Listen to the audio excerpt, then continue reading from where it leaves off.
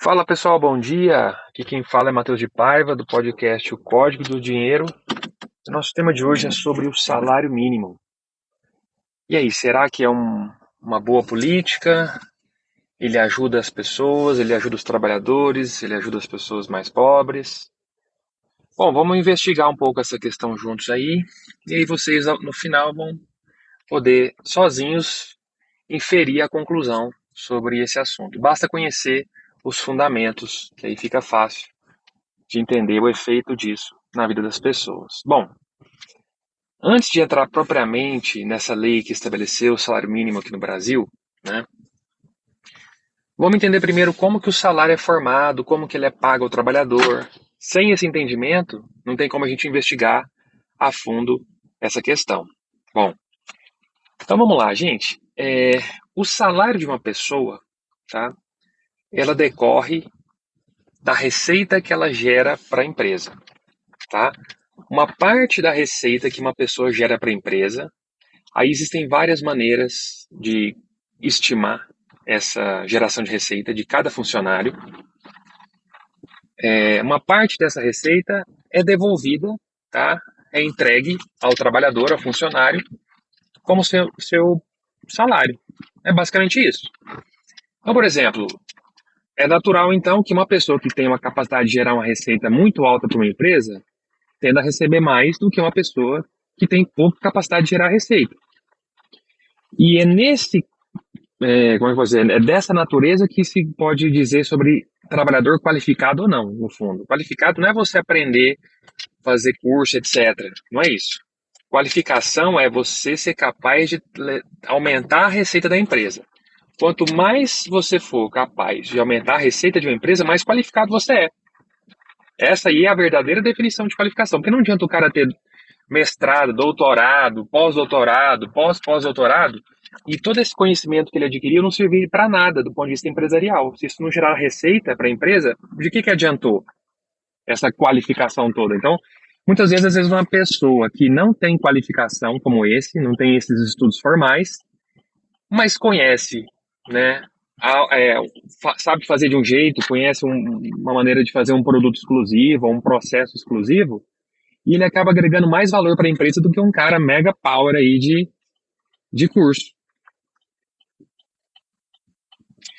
Então é importante a gente já colocar desde já essa definição mais precisa de trabalhador qualificado. Então, a gente diz que um trabalhador é qualificado quando ele é capaz de gerar muita receita para uma empresa a partir do seu trabalho, do seu conhecimento, tá? Enfim, das atividades que ele desempenha dentro dessa empresa. Bom, diante disso, agora a gente já sabe como que o salário de uma pessoa é paga, né? Certo? Ela simplesmente recebe uma parte daquilo que ela gerou de receita para a empresa. Isso é uma parte da explicação, tá? Por quê? Porque é o seguinte, presta atenção. Se uma pessoa gera 10 mil reais de receita mensal para uma empresa, vocês concordam que tem muitos valores possíveis para a empresa pagar para esse trabalhador? Pode ser 1.000, 2.000, R$ 500, pode ser 2.500, pode ser 3.400, 4.300. Tem vários valores. O máximo que a empresa está disposta a pagar é 10 mil por essa pessoa, por esse trabalhador ali. Né? O que é óbvio também, porque se ela pagar mais do que esses 10 mil, ela vai estar tendo prejuízo ao contratar esse trabalhador. Ela está tendo que tirar de outro lugar, de outra fonte de receita dela para pagar esse trabalhador. Se ela fizer isso aí cronicamente com todo mundo, isso aí, se for só com ele, por exemplo, ela vai reduzir o seu lucro no final. Se for com todo mundo, ela vai gerar prejuízo e provavelmente vai fechar as portas em pouco tempo. Então a empresa sempre vai tentar pagar o trabalhador, porque isso aqui não é tão fácil de apurar, ela tem que estimar isso. Mas ela vai fazendo os cálculos dela com base no que ela tem de informação sobre o core, sobre o núcleo de produção, né, sobre, por exemplo, o que é atividade fim, o que é atividade meio. Né, é muito provável que quem trabalha na atividade fim da empresa é capaz de gerar mais receita do que alguém da atividade meio. Né? E por aí vai. Enfim, tem várias maneiras da empresa apurar isso. Mas o ponto que eu quero colocar aqui para vocês analisarem é o seguinte: a empresa vai pagar no máximo, isso aí só em condição teórica, exatamente aquilo que o empregador desculpa, que o empregado gera de receita para ela. Então, se uma pessoa gera R$ 10.000 de receita mensais para a empresa está disposta a pagar no máximo para ele R$ 10.000. Porque no pior das hipóteses, ela empata. Ela não vai ter prejuízo com o emprego desse funcionário. Bom, mas o que define se vai ser mais próximo daquilo que ele gera de receita ou menos próximo? Porque ela poderia pagar R$ 1.000, ela poderia pagar R$ 500, tá? É menor do que 10 mil. Ela só não poderia pagar 11, 12, 13 mil, que aí já ela não teria interesse em contratá-lo. Mas o que define o quanto que ela vai pagar abaixo desses 10 mil que ele gera de receita? Aí vem o outro lado da história. O primeiro lado é aquilo que ele gera de receita, o trabalhador gera de receita. Isso explica boa parte do salário dele. O outro lado tem a ver com a estrutura do mercado de trabalho, tá? Para aquele profissional específico. Vamos lá. Se esse profissional que está gerando R$ 10.000 por mês nessa empresa atua num nicho do mercado de trabalho que é extremamente competitivo, isso significa o quê? Que tem várias pessoas que fazem o que ele faz e ele é fácil de ser substituído na empresa. Presta atenção, então é extremamente competitivo. Ele tá num mercado que ele não é escasso, ele não é exclusivo. Ele, igual a ele, tem vários. Nesse caso, presta atenção, neste caso, o valor do salário dele tende a ficar mais baixo do que o teto daquilo que ele gera de receita. Por exemplo, 5 mil, metade. Entenderam? Agora, se ele estiver atuando no nicho onde ele se destaca, onde ele se diferencia dos demais, porque ele é muito habilidoso, porque ele é muito comunicativo, porque ele é muito competente, porque ele é muito simpático, uma pessoa muito boa de trabalhar junto, ele tem também soft skills que o diferencia dos outros, que pode ter o hard skills, né, a coisa em si de fazer o que ele faz tão boa quanto ele, mas se ele diferencia de alguma maneira, o valor final que a empresa está disposta a pagar para ele por não perdê-lo, aumenta, fica mais próximo do topo, sei lá, 7 mil, 8 mil reais que ela vai pagar para esse trabalhador. Então, esses dois conceitos básicos são fundamentais para a gente começar a discussão do salário mínimo. Sem isso aí, esquece. Esquece. Não tem como você avaliar os impactos do salário mínimo. Então, o que a gente tem que saber? Primeiro, qual que é a capacidade de gerar receita do trabalhador para a empresa, certo?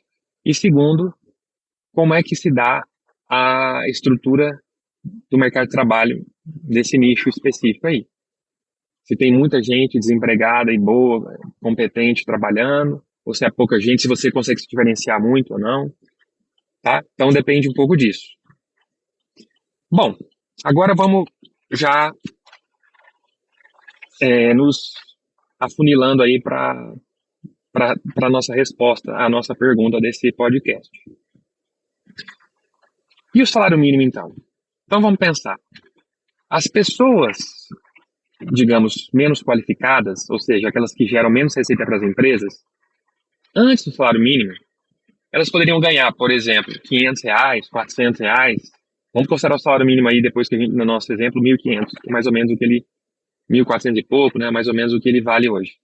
Cada estado, tem estados que são específicos, mas gira em torno desses R$ 1.500. Mas vamos pensar no mundo ainda sem salário mínimo, para a gente entender o impacto da implementação dele.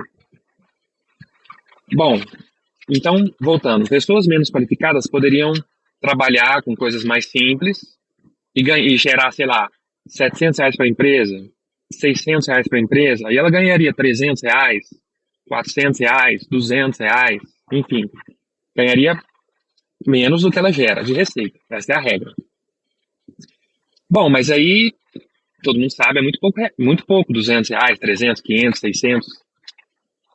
E aí que pode ter nascido um interesse talvez até genuíno de tentar melhorar a vida dessas pessoas. Eu não vou investigar a intenção, tá?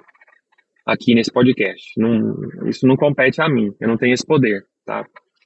Eu quero avaliar só as consequências reais mesmo. Agora, o que motivou o cara a tomar essa partido disso ou não, vamos deixar para Deus. Bom, o político chegou, falou, não, mas R$ 700, R$ 500 é muito pouco para o cara, né? E de fato né? De fato é muito pouco. A questão não é reconhecer que R$ 700, R$ 500 é pouco por mês para um trabalhador. Esse não é o problema, todo mundo sabe. A questão é como solucionar isso. Que aí, às vezes, você não sabendo economia, você acha que está fazendo uma coisa boa, você destrói a vida das pessoas. Aí que está a questão. Não é reconhecer que realmente R$ 600 é pouco para um cara, para sobreviver. Ainda mais num mundo que a gente vive, que a oferta monetária sobe 15% ao ano, 20% ao ano. Esse dinheiro, R$ 500, já não vai valer nada em 5 anos, né? Mas aí, então, o que o político resolve fazer? Bom, então agora eu vou instituir uma lei que vai obrigar todas as empresas que contratam trabalhadores a pagar, no mínimo, tal valor. No caso nosso aqui, R$ 1.500. Eu não sei o que o cara que pensa isso tem na cabeça, se ele está achando que as empresas vão manter as pessoas empregadas, mesmo as que geram menos do que isso de receita, né? Provavelmente sim, ou se ele quer realmente gerar um desemprego em massa dos mais pobres, fazer uma eutanásia dos mais pobres, eu realmente não sei. Eu deixo isso para Deus, mas o fato é esse. Ele, claro, vai alegar, que a gente não sabe o que passa dentro da pessoa, né? Então, ele vai alegar que ele quer ajudar as pessoas mais pobres. Isso é fato. Ele vai alegar isso. Isso aí, ninguém vai alegar, eu quero matar os mais pobres. Ninguém vai falar isso. Mas, enfim. Ele alega que ele quer ajudar as pessoas mais pobres, essas que ganham um pouquinho, abaixo do mínimo, né? Que ele quer instituir. Ele, quando eu estou dizendo, seria a Câmara Legislativa, tá? A Câmara dos Deputados, o Senado, etc. O governo, de um modo geral, tá? Que é quem tem o poder de instituir lei desse tipo aí. Então, os deputados, os senadores e tal, chegam no acordo e falam, não, realmente, tem que ser R$ 1.500 o mínimo aí para ter dignidade. Eles até colocam umas palavras que evocam alguns sentimentos, algumas emoções, até para sensibilizar a sociedade. Só que, na minha opinião, não é um debate honesto. Porque eles vão apelando para a emoção e esquecem a parte da razão para avaliar as consequências disso. Tá? Bom, voltando. Independentemente da motivação, né, da intenção deles, o fato é que uma lei desse tipo foi aprovada no Brasil e em vários lugares do mundo, né? E aí, qual que é o efeito econômico disso? Olha só que interessante. Lembra que eu falei que ninguém vai empregar uma pessoa cujo gasto mensal supere a receita mensal que esse trabalhador traz? É óbvio. Se vocês acham que isso é falso, que é uma informação errada que eu estou trazendo, pensem como um empregador. Pensem como uma pessoa que está dando emprego para outra. Vocês contratariam uma pessoa que vai dar prejuízo para vocês? Ela traz 5 mil por mês para você, mas você tem que pagar 7 mil para ela. Por que você vai contratá-la? Melhor ficar sem. Porque se você não contrata ela, você não recebe 5, mas pelo menos você não paga 7. Você fica no 0 a 0. Agora, se você contrata, você perde 2. Qual que é a vantagem? Do ponto de vista econômico, nenhum, só tem desvantagem em contratá-lo. Então, pensem como um empresário, pensem como um homem de negócios, vocês vão entender melhor os efeitos dessa política. Então, voltando. No momento em que essa lei é instituída e passa o prazo para as empresas se adaptarem e ter que implementar, o que vai acontecer? As empresas, de modo geral, elas vão reavaliar várias contratações que elas fizeram. Vários trabalhadores que elas contrataram a valores abaixo do mínimo, elas vão repensar, vão reestimar o valor da receita para ter mais acurácia, para não tomar decisão equivocada, e aí vão avaliar se vão manter a pessoa empregada ou se vão mandá-la embora. Certo? As pessoas, né, os trabalhadores dessa empresa, que eles entenderem, né, que os patrões, os empresários entenderem que não geram receita suficiente para cobrir o novo custo que eles vão ter, né, eles vão ser demitidos. Tá? Eles serão demitidos da empresa. Bom, e pensando mais um pouquinho, quais serão os mais afetados? Inicialmente, os mais afetados? Aqueles mais pobres. Ou justamente o público-alvo dessa política. Só que o efeito seria, na prática, o contrário do desejado pela política, que era aumentar o salário deles. Na verdade, eles vão ficar sem salário nenhum. Ou seja, se uma pessoa estava ganhando R$ 500, agora ela vai passar a ganhar nada. Ela vai ser desligada. Ela vai ser demitida. Principalmente os mais vulneráveis, os mais pobres, os com menos oportunidade, essa política os exclui do mercado de trabalho. Aí a pergunta é, como é que a gente pode apoiar um negócio desse? Essa é a pergunta que vem imediatamente, depois que você entende isso. Como é que eu posso apoiar uma política que vai provocar uma eutanásia dos mais pobres, por expurgá-los do mercado de trabalho. Ora, que você já tá, a vida dele já estava difícil, ganhando lá seus R$ 500, ele juntava, morava com a mãe ganhava mais os seus 400, os irmãos trabalhavam, ganhava mais 300 cada um, e aí no final, aquela família toda ali ganhava 2.000, 1.500, 1.200, mas comia, pagava um aluguelzinho, às vezes tinha um barracãozinho e ia sobrevivendo. Agora todos provavelmente vão para a rua, todos provavelmente agora serão demitidos, e a renda que eles tinham mensal familiar ali, bom, né, R$ 1.200, R$ 1.300, somando de todo mundo agora é zero. Olha que coisa boa. Isso chama-se eutanásia dos miseráveis. Tá? Isso é uma eutanásia dos miseráveis. Você, de maneira indireta, você está levando todo mundo que é muito pobre e miserável ao colapso. Né? Você vai levar ele ao sufocamento financeiro e à morte, porque você não vai ter renda mais para comer. Você já não comia bem, gente. Isso que eu quero. Já não era uma vida fácil, pelo contrário, era uma vida difícil, sofrida. Tinha que juntar dinheiro de todo mundo da família ali para tentar comer um pãozinho, um ovo, tomar um leite, um café. Carne, nem pensar. Agora então piorou, nem isso você vai ter. Você vai morrer de fome. Você vai para a rua pedir dinheiro, né? Esmolar. E aí, cadê sua dignidade? Mas a política era pro seu bem, pois é. Não adianta ter intenção boa. Tem uma frase famosa, né? Que no inferno tá cheio de gente bem intencionada. Porque só a intenção, ela não consegue satisfazer todas as condições para que uma ação seja boa. Os meios têm que ser bons, o fim tem que ser bom e a intenção tem que ser boa. Só a intenção não é suficiente. E acaba que a economia vem para ajudar, né? A ciência econômica ela vem para nos ajudar nessa parte, né? De deixar de lado um pouco essa questão emocional e agir e analisar do ponto de vista racional. Porque às vezes você leva milhões de pessoas à morte, à miséria, querendo o bem delas. Porque não adianta querer o bem, né? E o pior de tudo isso é que a pessoa ou as pessoas envolvidas na elaboração e execução dessa lei, elas não sofrem com essa medida que elas tomam pela vida de terceiros. Isso é muito interessante. Ou seja, elas legislam sobre a vida de terceiros cujas consequências não recaem sobre elas. Olha que coisa estranha. Elas condenam as outras pessoas e não tem nenhum custo para elas por isso. Não vai recair nada sobre elas, porque as pessoas que estão legislando sobre o salário mínimo, eles ganham seus 40, 50 mil reais. Não, essa política não os exclui do mercado de trabalho, não os exclui da política, né? Olha que coisa. E na verdade, muitas vezes ao contrário, porque eles, ao mesmo tempo que eles lançam uma campanha desse tipo, eles propagandeiam aí, né, pela mídia que eles estão fazendo uma coisa boa. Então, na verdade, eles sacrificam milhões de famílias em causa própria, né? Eles conseguem, por esse patrocínio da mídia, ainda fazer parecer com que seja algo bom, né? Eles fazem de tal forma que as pessoas, a sociedade fala, nossa, como esses políticos são bondosos, como esses políticos pensam na sociedade, pensam nos mais pobres, estão preocupados com a causa social. Enquanto que na prática, todas essas pessoas que eles, em tese, desejaram ajudar, estão todas muito, muito, muito pior. Muito pior. Certo? Agora estão todas desempregadas. Então, a resposta agora vocês podem deduzir das premissas que eu coloquei. Usando a lógica, vocês conseguem fazer aí uma inferência e verificar por vocês mesmos se ajuda ou não ajuda o salário mínimo às pessoas mais pobres. Né? Na verdade, vai causar um desemprego em massa. Sobretudo dos mais vulneráveis, das pessoas que não têm tanta qualificação, etc. Ah, professor, mas também estava muito ruim do jeito que estava. De fato, concordo, não estava bom. Só que isso aí piora, então o caminho não é esse.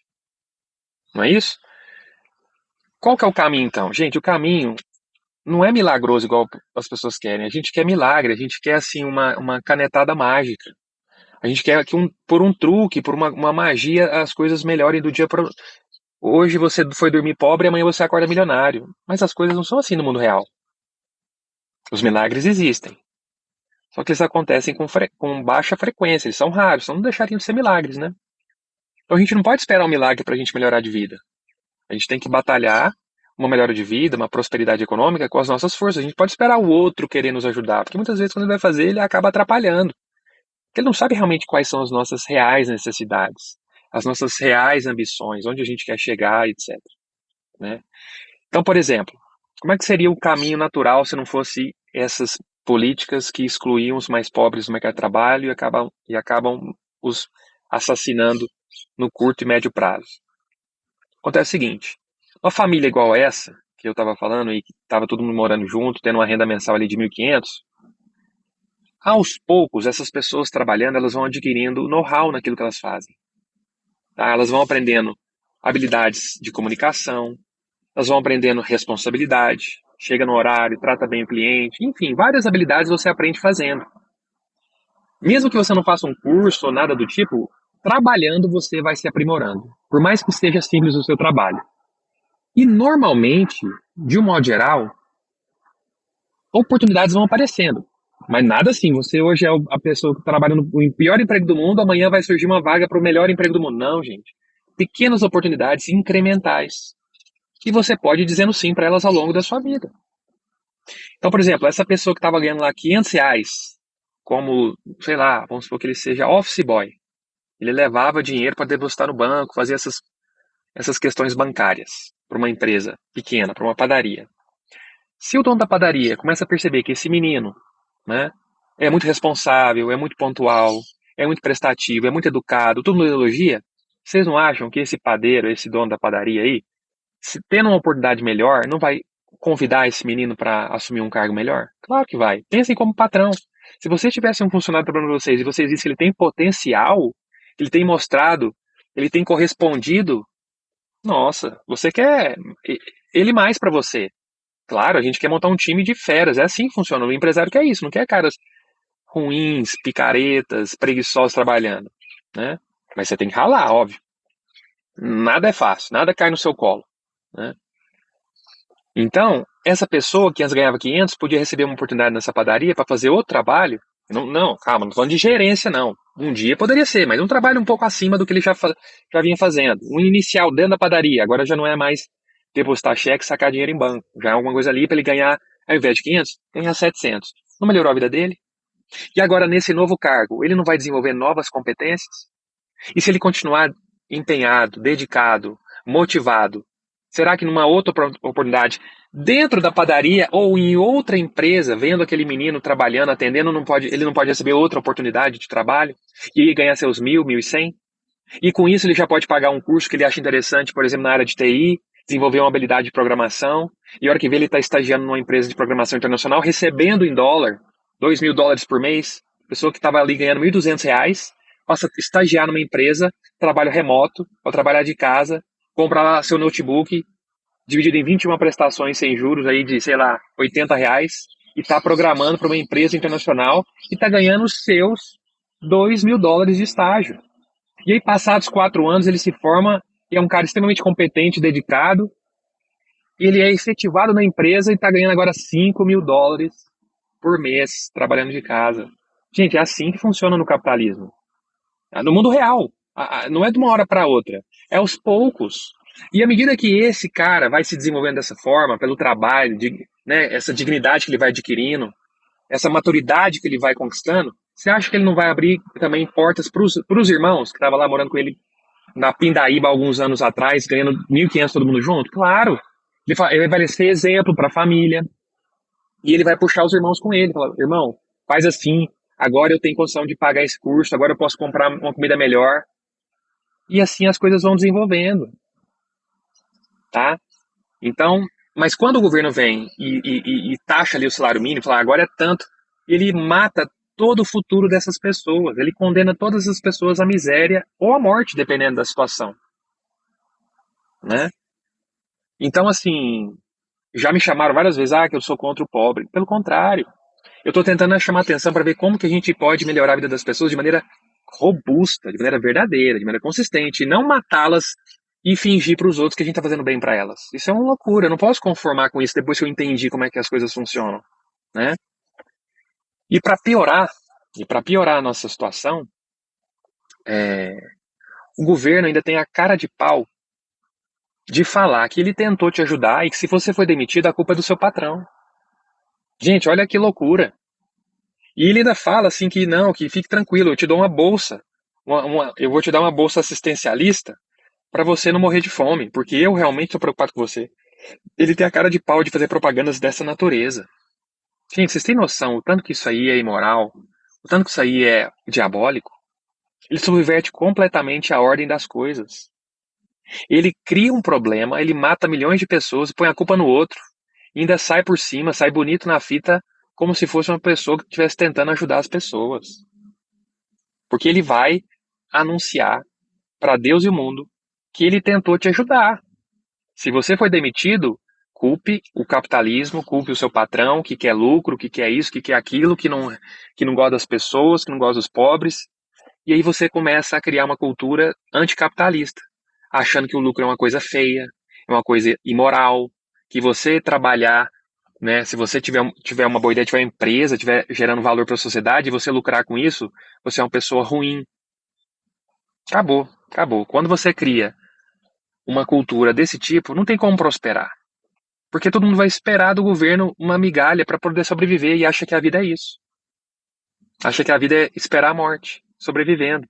Isso mata toda a inventividade que essas pessoas que vão passar a viver, melhor dizendo, sobreviver de política redistributiva de renda, de serem criativas. Você matou toda a inventividade, todo o empreendedorismo, toda a capacidade, todo o potencial dessas pessoas. Gente, são milhões de pessoas que vão para a pobreza, miséria ou para a morte com essa política. Quantas e quantas boas ideias poderiam surgir disso, no curto, médio e longo prazos? Essas pessoas poderiam ter famílias, terem filhos que poderiam inventar coisas úteis para a sociedade, soluções é, tecnológicas, soluções de saúde, na educação, que elas nem vão existir, porque essas pessoas não vão ter condição de ter família, não vão ter filho. Então ele distorce, destrói a prosperidade do futuro de todas as pessoas. Todo mundo perde, toda a sociedade perde. Só que uns perdem mais que os outros. E, claro, alguns ganham, né? Alguns ganham com isso aí. São os políticos que vão aumentar o seu capital político por conta de medidas que vão destruir as pessoas mais pobres. Ainda vão pôr a culpa no capitalismo e com isso ainda vão tentar justificar aumentar os impostos para poder financiar essas políticas de redistribuição de renda, né? Que nada mais são do que tomar a força de um para passar para outro. Isso aí é roubo, né? Quando você toma a força, quando a pessoa não quer entregar, isso é roubo. Então, olha só, você só vai gerando desgraça com essa política. Só desgraça. E os fundamentos estão aí que eu apresentei para vocês. Bom, antes de encerrar, eu espero que vocês tenham gostado do raciocínio. Pensem, vê se vocês concordam, deixem os comentários. Quero agradecer aí as pessoas que me mandaram mensagens elogiando, criticando e sugerindo, tá, melhorias aí pro podcast. Tá? Agradeço todos os comentários aí que vocês fizeram. Até as críticas foram construtivas. Tá? Pode ter certeza que eu levo todas em conta. E os elogios também, muito obrigado pelos elogios. E é isso, espero que eu consiga tocar a razão de vocês aí com os argumentos que eu coloquei para vocês analisarem e ver se faz sentido o que eu falei. E verificarem se faz sentido políticas de salário mínimo. Um abraço, fiquem com Deus e até o próximo episódio.